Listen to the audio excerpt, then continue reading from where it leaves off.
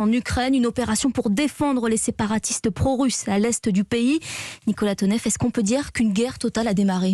Oui, on peut le dire. Le président ukrainien Volodymyr Zelensky vient de s'exprimer. Il a précisé qu'il y avait des bombardements pour détruire les infrastructures du Donbass, que l'ensemble ou la plupart des grandes villes ukrainiennes étaient attaquées, bombardées.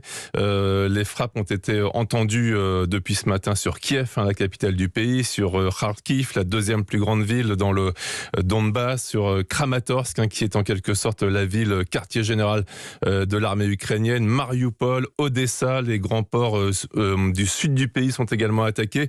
Une répartition géographique des bombardements qui indique clairement une volonté de déstabiliser tout le pays et de s'emparer des zones stratégiquement importantes, que cela soit militairement, administrativement ou économiquement.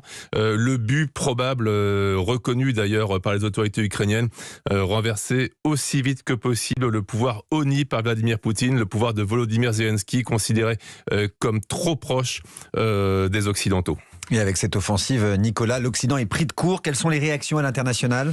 Eh bien, du côté de la France, on dénonce le mépris de la Russie à l'égard des Nations Unies et on condamne le déclenchement des opérations. Joe Biden, le président américain, dénonce aussi l'attaque injustifiée de la Russie. Washington parle d'une guerre qui entraînera des souffrances et des pertes humaines catastrophiques. Autant de réactions, pour être très clair, qui ont très peu de chance, et c'est un euphémisme, d'être entendues par Vladimir Poutine. Merci Nicolas Tonev.